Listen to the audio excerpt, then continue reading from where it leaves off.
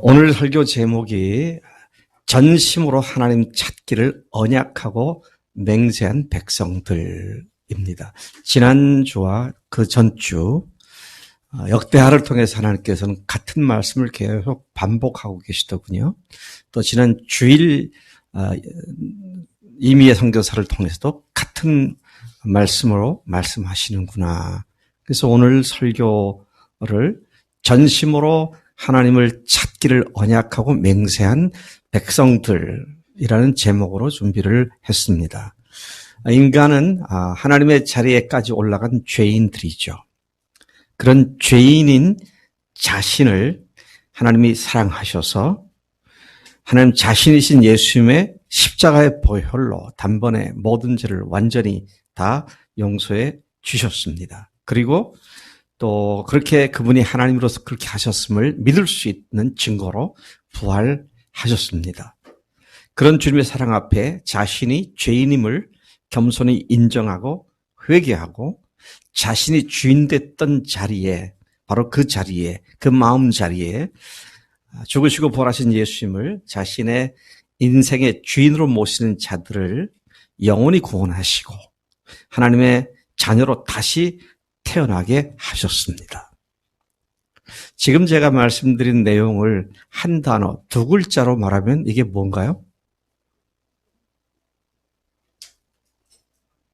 왜요? 복음입니다. 복음이 그거잖아요. 예.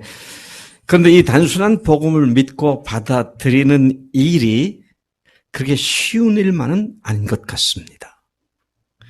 죄에 대한 오해 때문에, 또 죄인임을 인정하기를 거부하는 교만함 때문에, 또는 예수님을 단순한 한 특출한 인간 정도로 알기 때문에, 십자가를 종교적, 정치적 이해관계 때문에 희생당한 한 희생 제물 정도로 생각하는 시각 때문에, 또 부활을 예수가 행하신 많은 이적들 중에 하나로 보는 시각 때문에,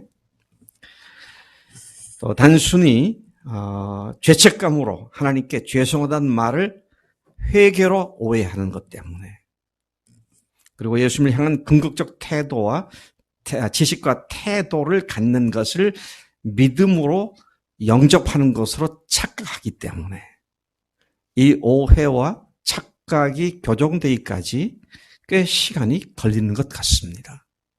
물론 어떤 사람은 듣는 순간 하나님께서 은혜를 베푸셔서 즉각적으로 믿게 하는 분도 있지만, 믿고 나서도 또 이제 하나하나 잘 정리해야 할 시간들이 필요한 것이 사실입니다. 이토록 자신이 주인된 자리에서 내려와 회개하고 예수님을 주인으로 모시는 일은 어렵다기보다는 사실 불가능한 일입니다. 근데 가능하죠? 무엇 때문에요? 성령의 능력으로, 성령께서 역사하심으로 우리를 깨닫게 해주시고 믿게 해주시는 성령의 역사 때문에 이 복음을 우리가 전하지만 사람들을 변화시키는 것은 성령님이 하시기 때문에 가능한 일이라는 말씀인 것입니다. 그리고 이렇게 어렵사리 믿게 된 사람들, 참 어렵게 믿게 되죠. 무지함과 오해와 선입견으로 말씀을 그대로 문자 그대로 받지 못하고 자꾸만 왜곡해서 듣고 필터를 거쳐서 전혀 다른 색깔로 보게 만들고 하는 이 과정들을 지나와서 예수를 제대로 믿게 되니까 참 어렵사리 믿게 되었다.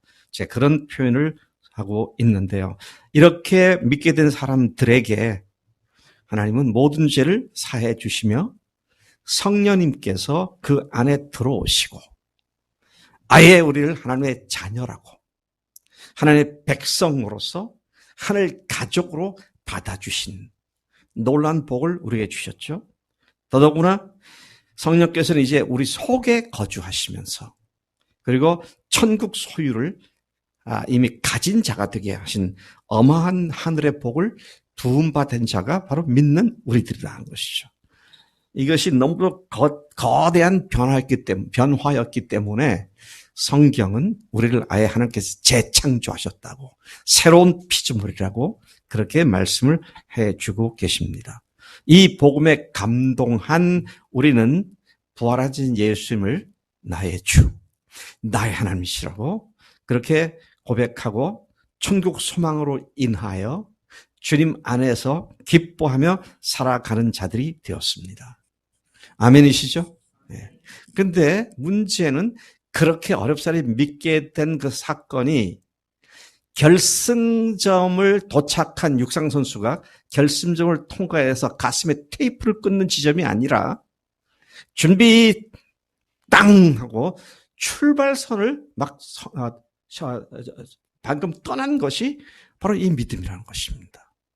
그러니까 이제부터는 선수 자격을 얻고 출발하는 사람으로서 어떤 믿음의 경주를 계속할 것이냐. 자, 이것이 결코 누구도 피해갈 수 없는 일생의 과업이다 하는 것입니다. 물론 이것도 성령의 능력으로만 가능해지는데, 자, 그 과정에 우리는 엎치락 뒤치락을 하게 되죠.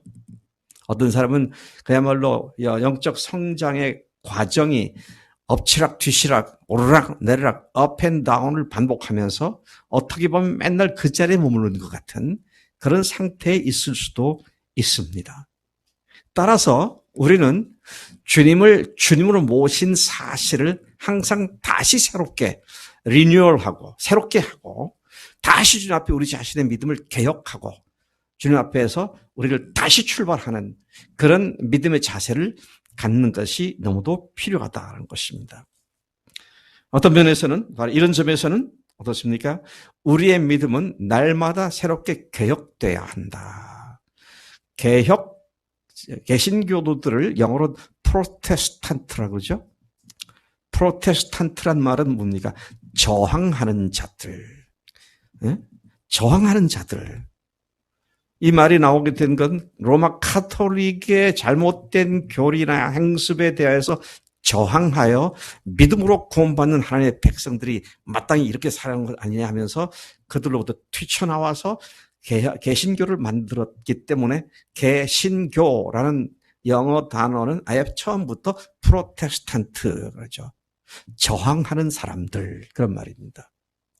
개신교의 특징이 저항하는 것이라면 오늘 우리의 신앙이 아니라고 진부한 것에 빠져 있는 것을 거부하고 그것을 저항하고 늘 새롭게 프로테스트해서 저항해서 주님께로부터 늘 새로움을 입는 그런 삶을 사는 것이 그리스도인의 마땅한 삶이다 하는 이야기인 것입니다. 따라서 우리는 매일이 새로워지는 날이 되어야 되고 매일이 변화되는 날이 되어야겠다. 이스라엘은 하나님 나라 백성, 하나님의 백성이라는 선민의식에 투철했습니다. 그들은 하나님 앞에서 항상 겸손하게 하나님만 의지하고 전심으로 하나님을 찾고 바라는 삶을 살겠다고 하나님과 언약 관계를 맺고 출발한 민족들입니다. 이 사실을 신명기 6장 4절부터 9절까지에 명확하게 기록을 해두었는데 모세를 통하여. 근데 그 한 문단을 일컬어서 문단의 명칭을 쉐마라고 말을 하죠. 그리고 그들은 이 쉐마를 목숨 다하여 지킬 하나님의 명령으로 생각합니다. 그러니까 이 신명기가 모세 5경 중에 한 권인 신명기가 쓰여진 것이 모세 때 쓰여졌으니까 지금으로부터 거슬러 올라가면 한 3,000여 년 전 이야기입니다. 지난 3,000년 동안 유대인들은 이 쉐마라고 하는 신명기 6장 4절 9절까지를 문자 그대로 순종하고 준행하는 일에 그들의 모든 것을 다 걸었습니다. 그 결과 어떻게 됐습니까? 2000년 동안 나라가 없이 영토가 없어도 그들의 아이덴티티, 유대인에서 정체성은 그대로 유지되었고 1948년에 드디어 다시 팔레스타인 지역에 독립국가로 형성되었는 그런 놀라운 민족으로 그 정체성을 계속 유지할 수 있었다는 것이죠. 그러니까 유대인들이 오늘 유대인으로 존속할 수 있는 근거가 뭐냐? 쉐마입니다. 쉐마가 뭐냐? 목숨을 다하고 마음을 다하고 뜻을 다하고 힘을 다하여 주님을 사랑하는 이것이 그들을 존재케 했다 것이죠. 오늘 그리스도인들로 하여금 이 세상에서 우리가 존재하게 만드는 게 뭡니까? 그것이 바로 십자가와 부활의 복음이고 그 복음으로 말미암아 우리가 예수님이 나의 주님이십니다. 나의 하나님이십니다라고 그분 앞에 내 인생을 완전히 굴복시킨 이 사건이 오늘 그리스도인의 정체성의 기초가 되었고 이 주님과의 사랑 관계를 날마다 새롭게 하지 아니하면 우리의 정체성은 점점 희미해지고 타락할 수밖에 없다는 것이죠. 지난 2000년 기독교 역사를 볼 것 같으면은 수백 년 동안 바로 이런 암흑기에 있었던 것을 우리가 특히 중세 유럽의 경우에는 더더욱 그랬던 것을 잘 알고 있습니다. 그러다 1517년에 루터가 개혁을 시작했고 그다음에 그 후에 개혁자들이 또다시 개혁을 하고 그래서 개혁한 것을 또다시 개혁하고 그래서 거기서 침례교도 나오게 되었고 계속 이러한 새로운 주님 앞에서 새로워지는 싸움이 기독교 역사가 살아 움직이게 하는 기본적인 역사의 근본이 되었다는 것을 잘 알고 있습니다. 여러분 이 마음을 다하고 뜻을 다하고 힘을 다하여 주 너희 하나님을 사랑하라는 이 절대절명의 하나님 말씀은 성경 전체 구약은 물론이고 신약까지 전체로 계속 반복해서 강조되고 있는 말씀인 것입니다. 우리가 예수님을 부활하신 주님이십니다. 나의 하나님이십니다라고 고백했다면 그 주님 외에 다른 어떤 것이 내 삶의 주인 노릇하는 것은 절대로 있어서는 안 되는. 그래서 우리가 늘 우리 스스로에 대해서 자신을 반성해보고 주 앞에 바로 세움을 입는 이 은혜가 끊이지 않아야겠다. 오늘 우리가 읽었던 본문 말씀은 바로 이 문제를 우리에게 상기시키고 일깨워주고 있습니다. 성령님께서 우리에게 주시는 말씀을 이 문단을 통해 주시는 말씀을 받고 주님의 자녀들로서 어떻게 주님을 사랑함이 마땅한지를 배우고 그렇지 못하다면 회개하고 또 그렇게 순종할 것을 결단하는 복된 시간이 되기를 간절히 소원합니다. 첫 번째 이 본문 다시 들어가 보면 11절이 이렇게 말합니다. 그날에 노략하여 온 물건 중에서 소 700마리와 양 7,000마리로 여호와께 제사를 지내고 700마리의 소를 잡아서 피를 뿌리고 내장을 태우고 고기를 삶고 7,000마리의 양을 그렇게 잡은 제사, 어마어마한 제사의 광경을 상상해 볼 수 있죠. 마치 그로부터 3대 앞에 있었던 솔로몬이 하나님께 제사를 드렸을 때 어마어마한 제사를 드렸는데 솔로몬의 축소판 제사를 드리는 만큼 정말 어마어마한 제사를 지금 드리고 있는 것입니다. 자, 이들이 왜 이렇게 제사를 드렸는가? 그건 감사의 제사였고요. 하나님을 찬양하는 제사였는데 그 이유를 다시 살펴보면 남왕국 유다의 세 번째 왕, 제3대 왕이었던 아사는 하나님 보시기에 선과 정의를 행한 사람이었다. 하나님께 그렇게 평가하십니다. 여러분, 우리가 열왕기상, 열왕기하, 역대상, 역대하에 나오는 많은 왕들을 쭉 보면 하나님께서 그들에 대한 평가가 한 문장으로 끝납니다.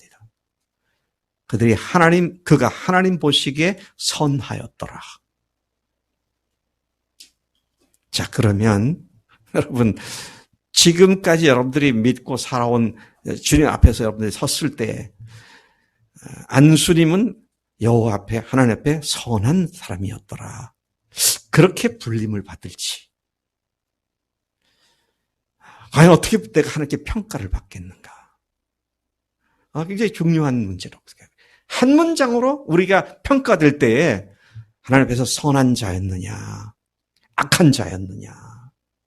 역대 왕들이 어떤 왕은 악했다 그랬습니다. 어떤 왕은 선했다 그랬어요. 근데 아사 왕은 선한 자라고 불림을 받게 되죠.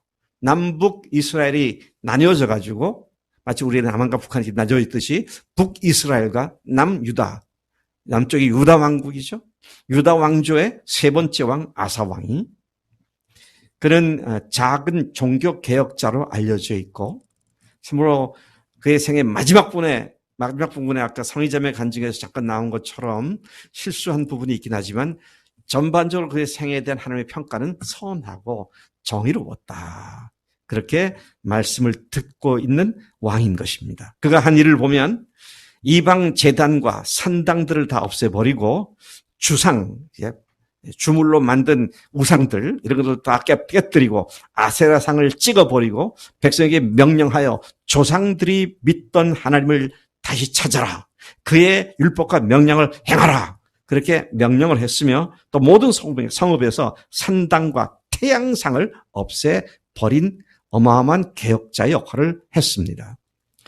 그 결과 나라가 그 앞에서 평안함을 누렸다. 그렇게 말씀하고요. 그는 국방력 강화에도 힘을 기울였고 주님을 찾았고 주께서 사방에 평안을 주셨다. 그의 하나님을 찾는 믿음 때문에 그렇게 하나님께서 해주셨다. 그런 기록으로 남아있죠. 그런데 그가 가지고 있었던 남왕조 유다가 갖고 있었던 군대 숫자가 밝혀졌는데 두 지파가 있죠. 유다 지파와 베냐민 지파. 남쪽이 두 지파 아닙니까? 유다 지파에서는 큰 방패와 창을 든 창병들이 30만 명. 그리고 베냐민 지파에서는 작은 방패와 활을 쏘는 궁수들이, 궁수병이라 궁병? 하여튼 포수들이라고 말하는 하여튼 그런 사람들이 28만 명, 또 58만 명의 군대를 육성했고 가지고 있었습니다. 또 각 곳에 성읍을 쌓고 철저히 요새화시키는 그런 일도 했습니다. 그런데 이때 구스의 세라라고 하는 세라 왕이 공격을 해왔습니다. 어디까지 왔느냐? 예루살렘하고 별로 멀지 않은, 예루살렘하고 별로 멀지 않은 턱밑까지 공격을 해왔습니다.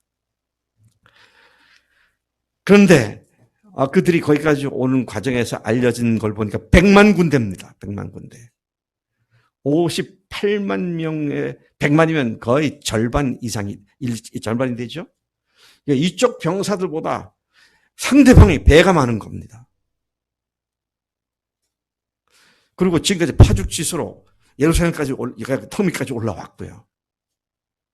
그리고 그들은 이스라엘에서는 전혀 갖지 못했던 전차 기병대, 그죠? 말이 끄는 그 전차 부대가 300대가 있었고 아주 기동력이 좋은 그런 군대죠. 근데 숫자가 자기들보다 배가 더 많습니다. 우리 강선일 작가 좀 너무 귀한 간증에서 고마운데 아사 왕이었다면은 아사 캉 왕이었다면 배의 숫자가 쳐들어왔을 때 어떻게 하겠어요? 성경의 답을 다 아니까 말하기 좀 거시기 하죠. 아마 웬만한 왕이라면 어떻게든지 회유를 하든지 조금 이렇게 비를 맞춰주든지 아니면 외세를 끌고 들어와서 같이 싸우든지 그렇게 했을 거예요. 그런데 그는 비도 맞추지 않고 외세를 끌지도 않고 성경 보니까 뭐라고 하냐면 그가 아사 왕이 자기 군대를 이끌고 그들과 맞섰더라 그래서 맞섰다 그랬어요. 야, 정말 믿음의 사람이구나. 근데 그가 그렇게 용기를 가지고 맞설 수 있었던 이유가 뭐냐? 지금 제가 말씀드린 게 16장에 나온 말씀이에요. 15장에 나온 말씀입니다. 근데 그가 한 얘기를 한번 들어보면 하나님 앞에 그가 부르짖습니다. 맞서가지고 하나님께 부르짖어요.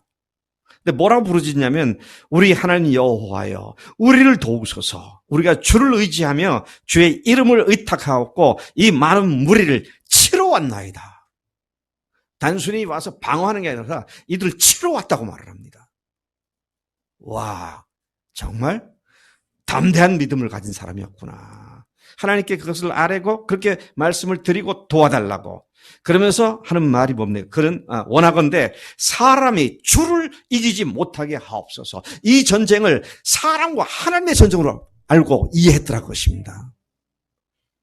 여러분, 오늘 우리가 겪고 있는 그리스도인으로서 하나님의 사람들로서 겪고 있는 문제를 단순히 사람과의 관계에서 발생한 문제라고만 생각하지 마세요. 하나님과 악한 마귀가 싸우는 일에 이런 사람들을 동원해서 이런 사건을 동원해서 우리를 공격하고 있고 하나님을 공격하고 있다는 사실로 사물을 본다면 우리가 당연히 하나님 편에 서서 하나님을 위하여 하나님께 도움을 요청하고 주님의 이름을 의지하고 나가 싸우게 싸우니 사람이 하나님을 이기지 못하게 하옵소서. 그런 기도가 나와야 한다는 것이죠. 우리는 지금 생사가 달려있는 큰 문제를 앞에 봉착을 했습니다.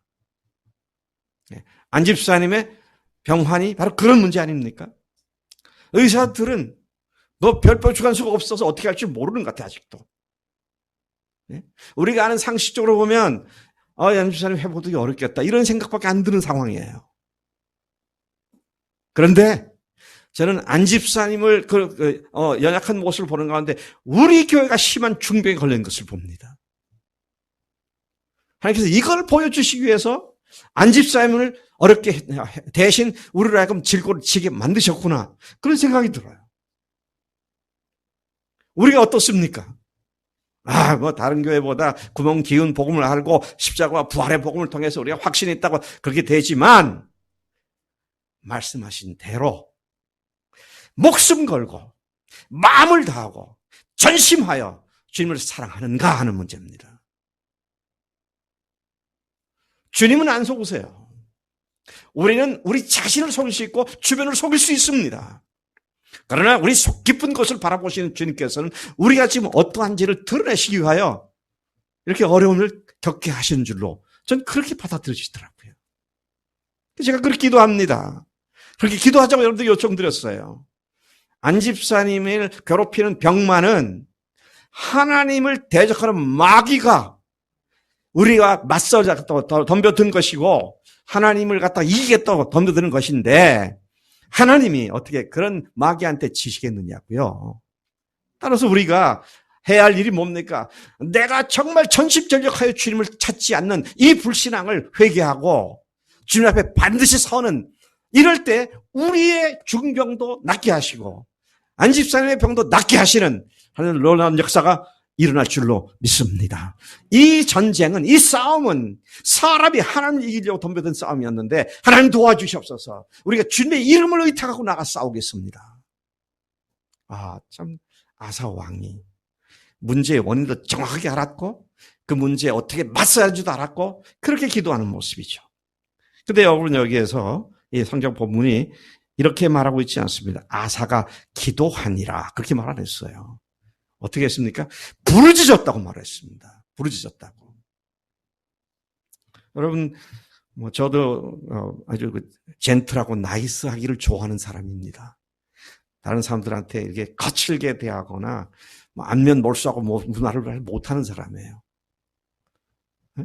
그래서 항상 사람들한테 잘 해주려고 그러고 그래도 또 내가 하는 모든 모습도 상식에 넘어가지 않는 참 아주 교양 있는 그런 목회를 하고 싶은 마음이 늘 있는 사람이에요. 근데 좋습니다. 그거 나쁘다고 꼭 얘기할 건 없고요. 나쁠 때도 사실 많지만, 그렇게 나쁜 것, 그만 얘기하더라도, 지금은 우리가 살고 죽는 문제를 놓고 기도할 때입니다. 생사를 놓고 기도할 때예요. 예? 우리 정말 그렇게 기도하고, 그렇지 못했던 우리를 회개할 이 타이밍이, 이 시기가 하나님께서 우리를 다시 새롭게 고치시기 위한 하나님의 역사하는 시기이기 때문에 하나님 앞에 내가 전심전력하지 않고 적당하게 반신반마음을 가지고 주님을 섬기면서 세상과 짝하고 이리 기웃 저리 기웃하는 이런 것들을 잘라내버리고 전심전력하여 주님께 달려갈 그런 때라는 말씀인 것입니다. 아멘이세요? 정말 우리가 정신 차려야 합니다. 하나님께서 우리의 미적지근하고 애매모호한 태도를 이제는 분명히 하라고 주님께서 그렇게 말씀하시고 있는 것으로 믿어지고 있습니다. 자, 그리고 그 기도를 들으신, 그 부르짖음을 들으신 하나님께서 아사 왕과 이스라엘 유다 군대가 보는 앞에서 그들의 목전에서 하나님께서 친히 그들을 치기 시작하십니다. 그 100만 대군을 치기 시작하죠. 그러니까 100만 대군이 어쩔 줄 몰라 하고 흩어지고 하니까 다시 아사 왕과 군대가 일심으로 달려서 그들을 추격하기 시작을 하죠. 결과가 어떻게 됐습니까? 여기 보니까 100만 대군이라고 그랬는데요. 네? 한 명도 살아남지 못했다고 그랬습니다. 완전히 전멸시켜버렸어요. 반밖에 안 되는 군대를 가지고 하나님이 역사하시니까 자기보다 2배나 많은 군대를 완전히 전멸시켜버리는, 그리고 수많은 전리품들을 획득하고 금과 은과 여러 가지 귀한 물건과 그 다음에 소와 낙타와 양과 이런 것들을 대거 전리품으로 취해서 돌아오는, 그리고 그 아사 왕은 그렇게 승전을 하면서 또 많은 전리품을 갖고 예루살렘 성으로 개선 왕이 되어서 입성을 다시 하게 되었습니다. 이런 상황에서 아사 왕은 자기들의 적을 완전히 괴멸시키고 대승을 거두게 하신 하나님께 지금 기쁨과 감사의 제사를 드리는데 소 700마리, 양 7,000마리를 드려서 정성을 다하여 힘을 다하여 하나님께 감사 제사를 드린 것이었습니다. 이러한 사건은 오늘 우리가 누리는 하늘의 복과 비교될 수가 있습니다. 우리는 도저히 사탄과 맞서 싸울 수 없는 자들이지만 하나님께서는 예수님의 죽으심과 부활로 마귀 사탄을 완전히 박살내시고 우리 죄와 죄악으로부터 우리를 완전히 건져 주셨습니다. 그렇게 우리를 사랑하시고 구원해 주신 주님을 주인으로 모시고 감사와 기쁨으로 하나님을 예배하는 자가 되게 하셨습니다. 얼마나 감사한지 몰라요. 저도 스스로 제 자신을 보면 실망 또 합니다. 또 넘어집니다. 제 스스로를 미워할 수밖에 없어요. 그런데 주님께서 여전한 사랑으로 또 우리를 받아주시고 나를 받아주시기에 힘을 얻고 주 앞에 또 서게 되는, 이게 영적인 개혁입니다. 날마다 새로워지고 새 힘을 다시 얻게 되는 이 일이 반복돼야 한다는 것입니다. 여러분, 이렇게 마음과 목숨을 다해 하나님으로 찾기로 언약하고 맹세한 백성들을 보십시다. 이 제사를 드린 뒤에 그들이 한 것이 뭐냐? 언약을 새롭게 하고 그대로 지키겠다고 맹세하는 그런 프로세스가 그렇게 진행되고 있는 것을 보게 되는 것이죠.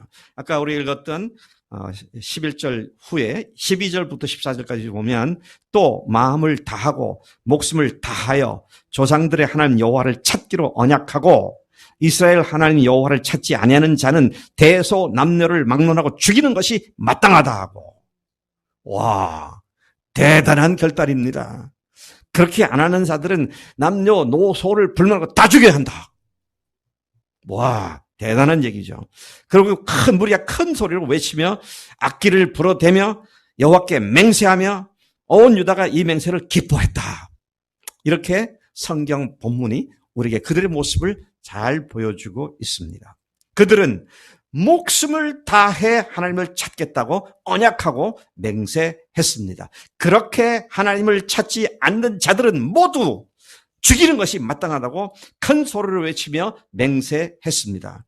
모든 사람들이 기쁨으로 맹세했다는 말이 특별히 우리가 주목할 만한 이야기입니다. 하나님을 찾지 않는 자들은 남녀노소를 막론하고 죽인다는 말은 어떻게 보면 다소 과격해 보이기까지도 하지만 그렇게 그들은 마음을 다하고 목숨을 다하여 하나님을 찾겠다는 그들의 결심을 죽고 사는 문제로 결부시켜서 이해했고 그렇게 고백한 사람들이라는 것이죠. 자, 다시 돌아가 보겠습니다. 우리가 주인 바꾼 우리를 위해서 하나님이 대신 죽으셨고 부활하신 그 예수님을 주인으로 오신 우리가 목숨 걸고 주님을 사랑하는 그 일이 우리의 삶에 죽고 사는 문제라는 사실을 분명히 우리가 알아야 한다는 것이죠. 여러 가지 삶의 사양품들 중에 옵션 중에 하나로 선택하는 것이 예수 믿는 거 아닙니다. 거기에 모두가 다 걸려있는 문제고요. 살고 죽는 문제 걸려있죠. 우리 중에 누구든지 자기를 위해 사는 자 같고 또한 자기를 위해 죽는 자도 없도다. 우리가 살아도 주를 위해 살고 죽어도 주를 위해 죽나니 그러면 우리가 사나 죽으나 다 주의 것이로다. 이를 위하여 그리스도께서 죽었다가 다시 살아나셔서 곧 죽은 자와 산 자의 주가 되려 하십니다. 여러분, 예수 믿는 것은 내 삶이 좀 더 좋아지고 좀 더 복을 많이 받고 이런 문제가 아닙니다. 이건 생사의 문제입니다. 정말로 예수님께 전심전력하게 되면 하나님께서 약속하신, 하나님께서 주시겠다고 약속하신 것들이 실제로 누려지는 삶을 살게 되는 것이죠. 근데 그렇지 않으면 다른 사람들의 간증을 들을 때 나는 언제 저렇게 되나? 나도 저렇게 될 수 있을까? 그러고 말아요. 네? 이거 기가 막힌 거 아닙니까? 모든 사람에게 동일한 약속을 주셨는데 전심전력하여 마음을 다하여 주님을 찾는 자들을 주님께서 만나 주시겠다고 하셨고 또 그들에게 주님께서 당신을 드러내 주시겠다고 그렇게 약속을 하신 것을 보게 됩니다. 예수님께서도 율법 중에 어느 계명이 크라는 질문을 받았을 때에 이 말씀을 인용하여 대답하셨습니다. 이 말씀 곧 신명기 6장 4절 5절 말씀을 인용하셨어요. 선생님, 율법 중에 어느 계명이 크니까? 마태복음 22장 35절 예하는 말씀이죠. 예수께서 이르시되 내 마음을 다하고 목숨을 다하고 뜻을 다하여 주 너의 하나님을 사랑하라 하셨으니 이것이 크고 첫째 되는 계명이요. 이것을 대체할 수 있는 어떤 것도 없다는 겁니다.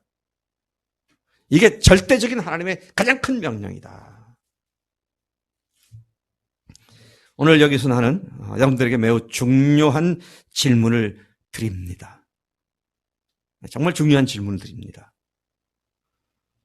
이 질문에 대한 답은 우리가 살 것인가 죽을 것인가를 결정하는 답입니다. 자, 그 질문이 뭐예요? 여러분은 주님을 사랑하십니까? 아멘, 아멘. 근데 아직 질문이 안 끝났어요. 여러분이 마음을 다하고 목숨을 다하고 힘을 다하여 주님을 사랑하십니까?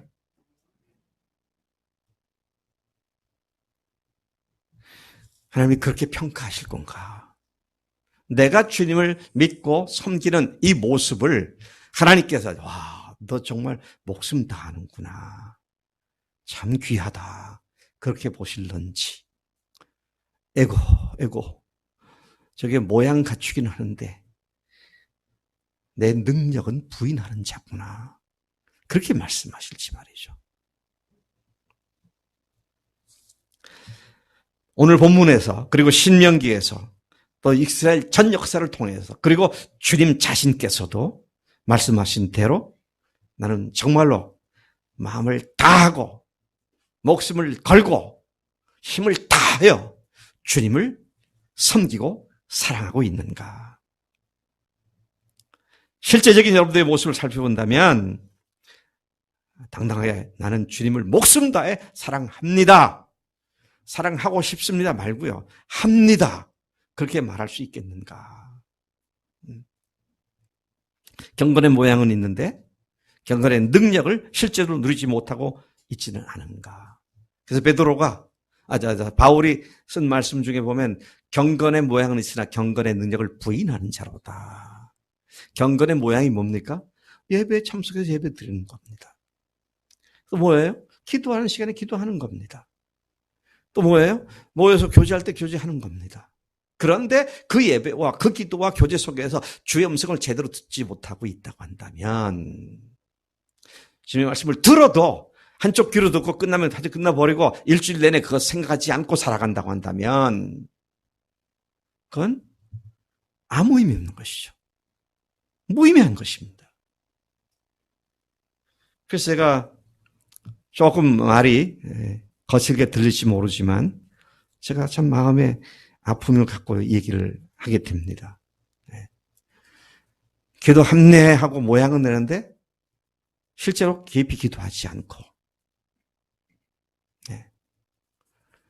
엎드려서 기도하면 최소 한 30분이나 1시간은 기도해야 할 거 아니겠어요? 근데 한 두세 문장 하고는 기도했다 그러고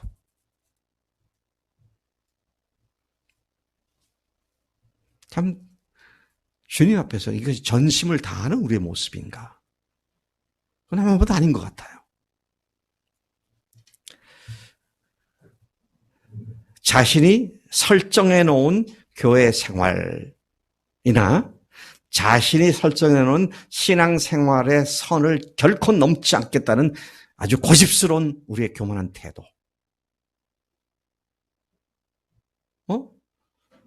주님 앞에 우리는 절대가 없습니다. 언제든지 내가 갖고 있는 아무리 귀중한 것도 주님 내놓으라 하시면 내놔야죠. 내가 주님 앞에 주장할 것은 아무것도 없어요. 근데 주님 앞에 어떤 선을 그은 것들을 다 철폐시키고 주님께서 지금 기도하라 하시면 기도하고 지금 전도하라 하시면 전도하고. 네. 지난주에 인도네시아 CTS에서 만든 그 다큐멘터리를 보고 많은 분들이 은혜를 받았더라고요. 우리 교인들이 오늘도 간증이 나오고 그래서 그렇게 했죠. 네. 근데 그 간증을 또 보기를 원하시는 분들 계세요? 제가 우리 밴드에다 올려놓으려고 합니다.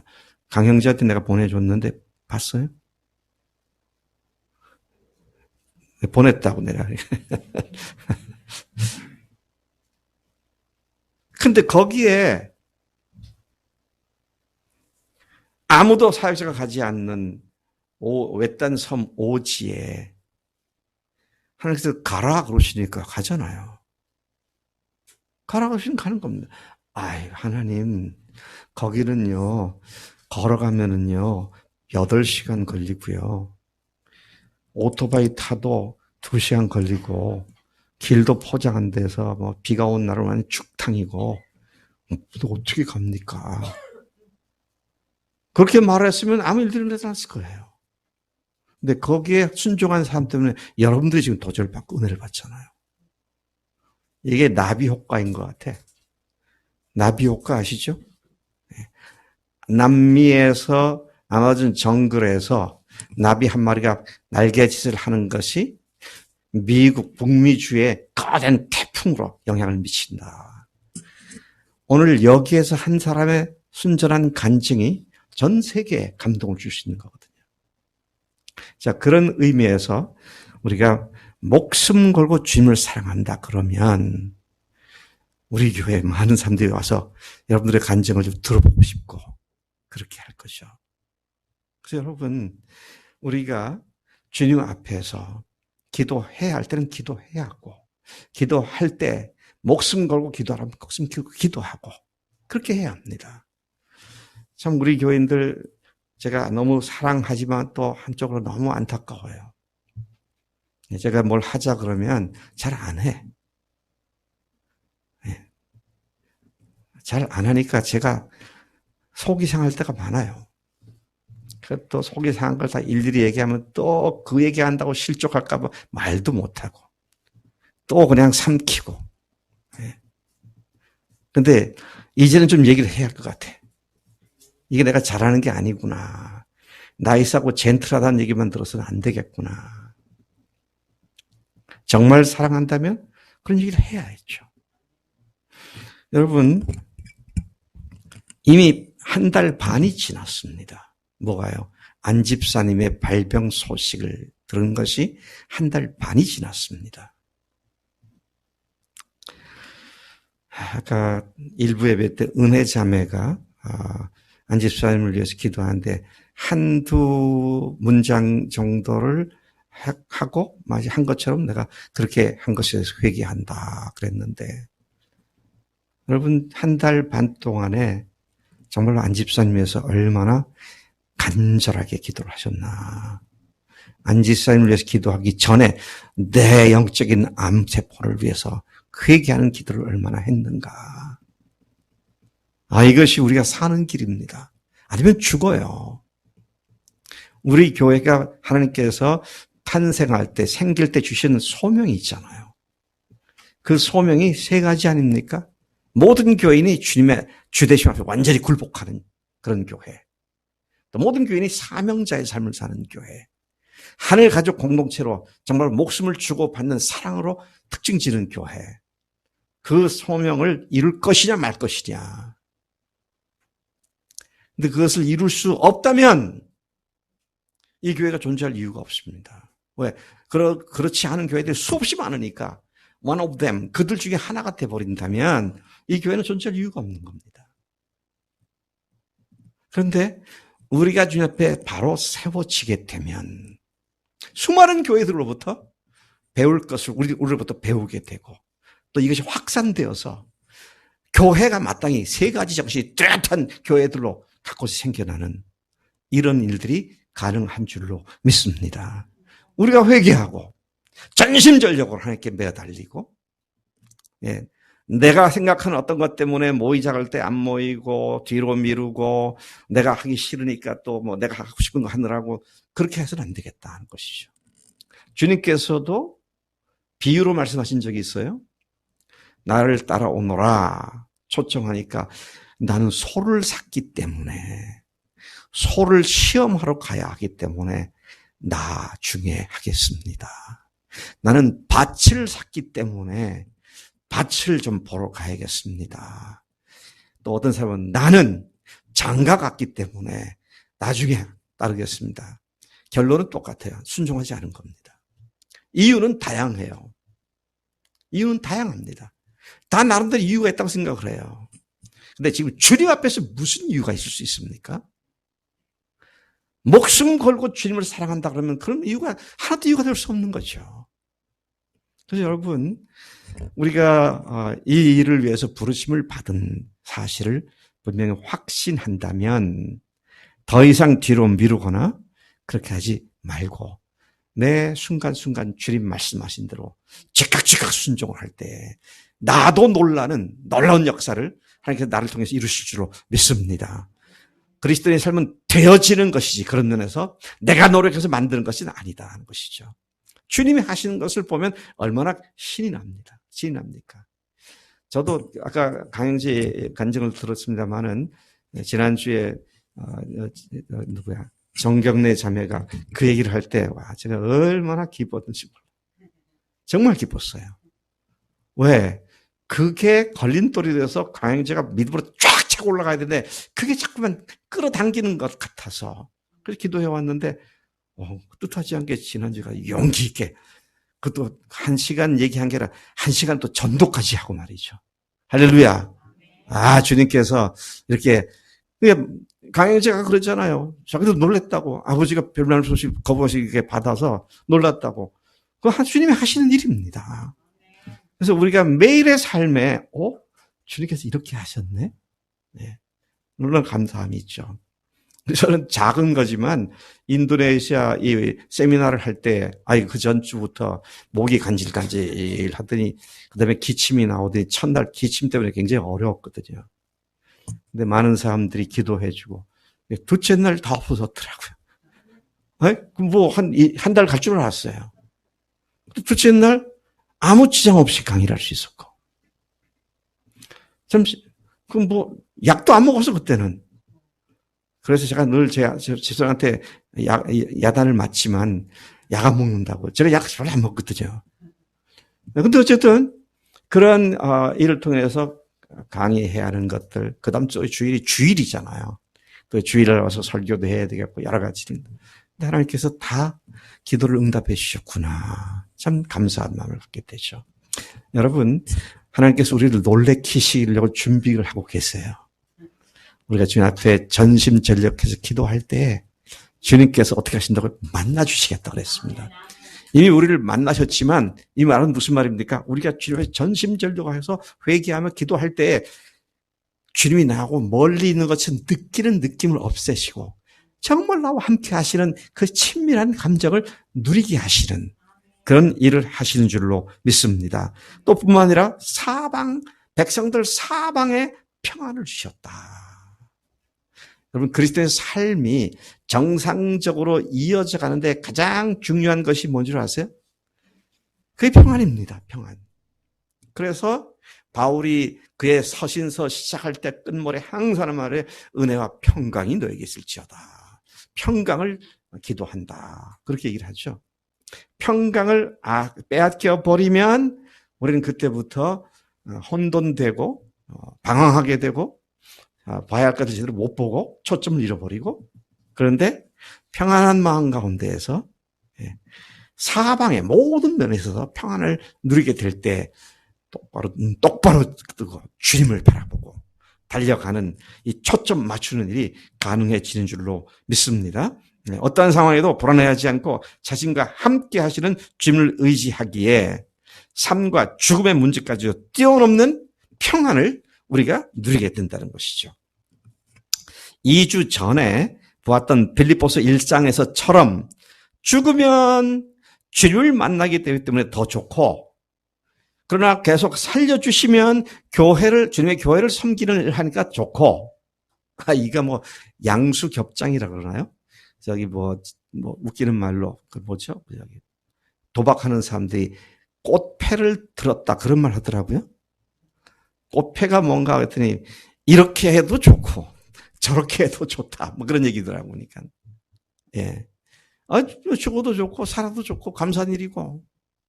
자, 이런 사람을 누가 세상에 감당하겠습니까? 뭐 문제가 있으면 죽으면 주님 만나니까 좋고 말이죠. 그렇기 때문에 죽음까지 뛰어넘은 우리가 어떤 것에 대해서도 평안을 해방받을 일이 없다. 주님께서 우리를 그렇게 지켜주시기 때문입니다. 이제 말을 마칩니다. 아사왕과 온 유다 백성들은 하나님과의 언약을 새롭게 갱신하고 맹세했습니다. 처음 맺은 것이 아니라 갱신한 것이죠. 개혁한 것입니다. 그리고 하나님은 그런 아사왕과 유다 백성들을 만나주시고 사방에 평안을 주셨다 그랬어요. 그들은 처음부터 마음을 다하고 목숨을 다하고 힘을 다하여 주 너희 하나님을 사랑하라는 지상명령을 알고 있었고 또 그렇게 살기를 힘쓴 자들이었습니다. 그러나 그들의 그러한 영적 상태를 새롭게 하여 습성화되어 버렸고 종교 생활로 전락해버린 것들을 생명력 넘치는 복을 누리는 삶으로 초점을 맞추도록 새롭게 언약을 갱신하고 맹세하는 그런 일을 했다. 오늘 우리도 이런 주님의 표준에 미치지 못하고 있음을 회개하십시다. 히브리서 12장 1절부터 2절이 뭐라고 말하고 있습니까? 이러므로 우리에게 구름같이 둘러싼 허다한 증인들이 있으니 모든 무거운 것과 얽매기 쉬운 죄를 벗어버리고 인내로서 우리 앞에 당한 경주를 경주하여 믿음의 주여 또한 온전케 하시는 이인 예수를 바라보자. 또다시 우리와 영원히 함께 하신 부활하신 주님께만 초점을 맞추는 결단을 새롭게 하는 은혜를 누릴 수 있기를 축복합니다. 아까 성희자매가 인용한 말씀 다시 하나 말씀을 봅니다. 16장 9절 역대하 보면 여호와의 눈은 온 땅을 두루 감찰하사 전심으로 자기에게 향하는 자들을 찾고 계신다 그랬어요. 하나님의 눈이 지금도 온 눈으로 온 땅을 두루 살피셔서 전심으로 자기를 찾는 자들을 복주시기 위하여 그들을 찾고 계신다. 그래서 하나님께서 쭉 살피시고 이게 뭐라 그러죠? 레이더망으로 쫙 살피다. 대동 쪽에 김종호가 나를 찾네? 신성동의 박성희가 날 찾네? 네.